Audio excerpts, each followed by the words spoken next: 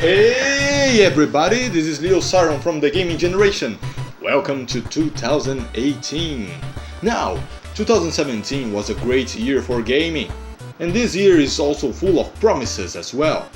Today I wanna tell you which are the top 5 game releases of this year that I wanna play. Without further ado, let's go! Number 5.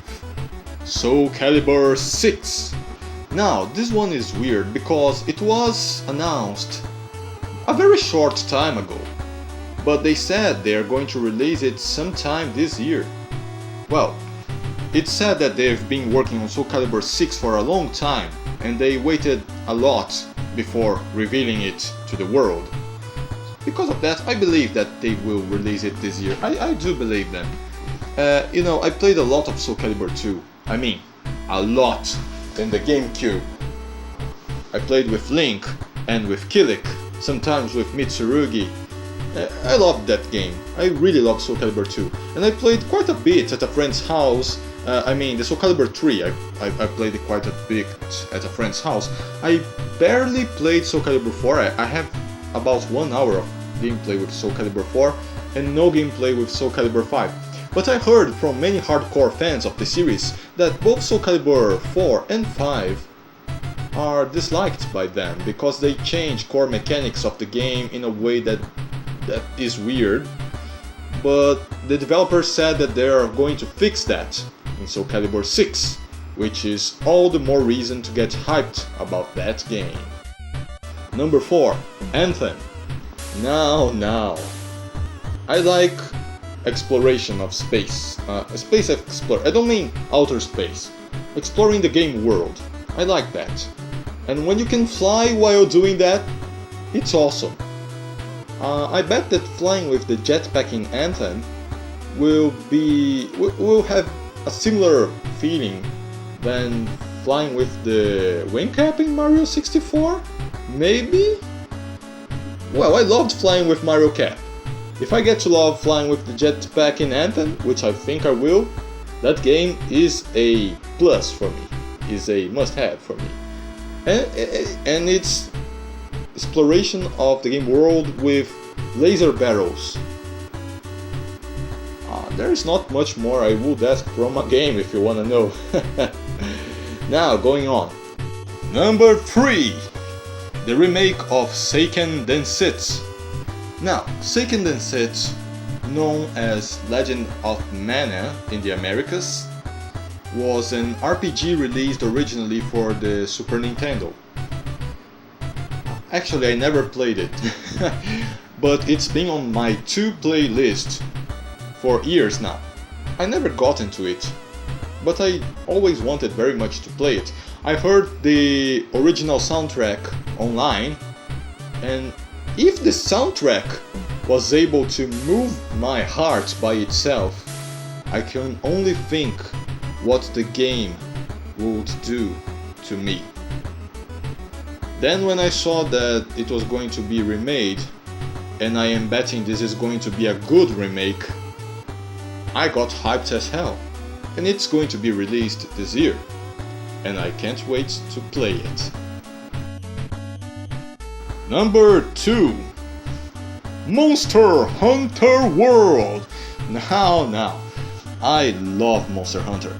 I only played 2 games of the series, Monster Hunter Tri on Wii and Monster Hunter 4 Ultimate on 3DS. And I played so much on the 3DS. I mean, a lot. And I got tired of looking at the little screen,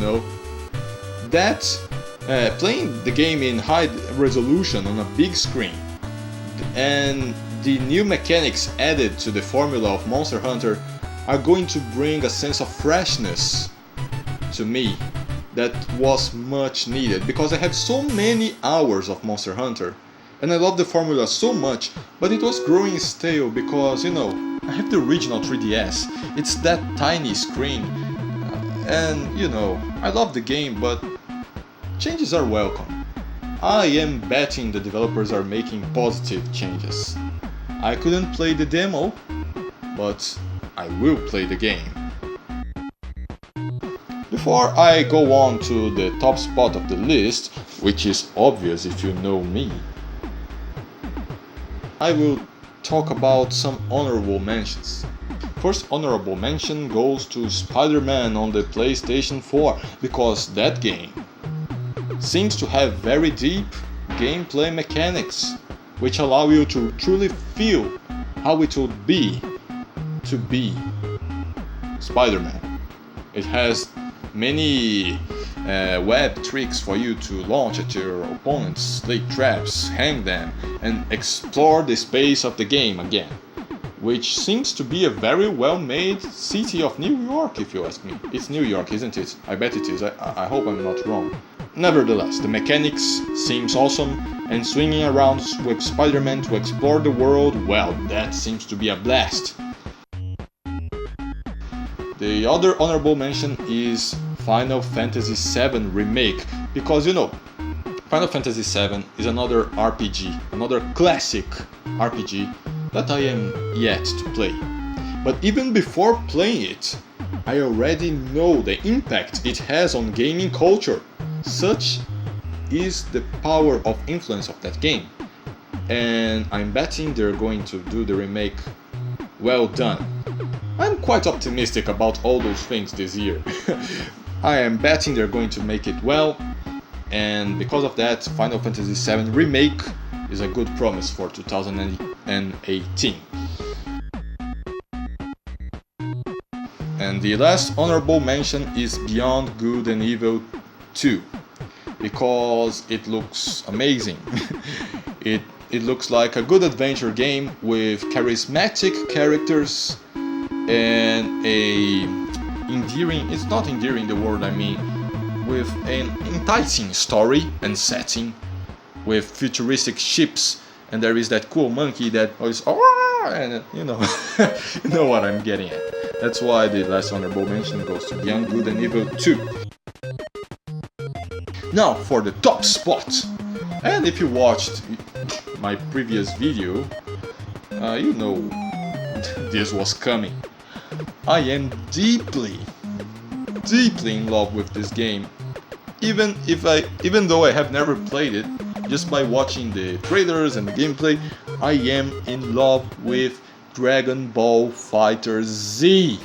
Man, Dragon Ball Z is one of my favorite animes of all time, one of my favorite stories of all time. I liked it ever since I was a child. I started watching it when I was 8 years old, about that. And the series always stuck with me, and this game is delivering, man. I played other Dragon Ball fighting games before, and all of them were, most of them, not all of them, most of them were cool, but they felt like they were lacking something. I like dynamism in fighting games. I need frenetic action, I need fluid controls. And the ones I played, the Dragon Ball Z games I played before, didn't quite have that to the degree I like it. But FighterZ promises to be different. It promises to hit the mark right where I want it to hit. That's why I can't wait to play FighterZ.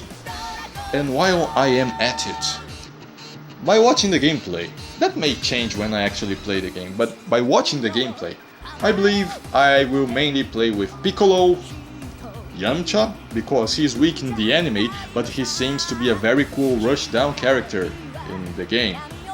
And the third character would be maybe adult or kid Gohan, or maybe Gotenks, I'm not sure. Or Vegeta, regular Vegeta, I don't know about blue Vegeta. Seems awesome as well. But I am geeking around this game. I'm geeking about this game very much right now. I've got to contain myself.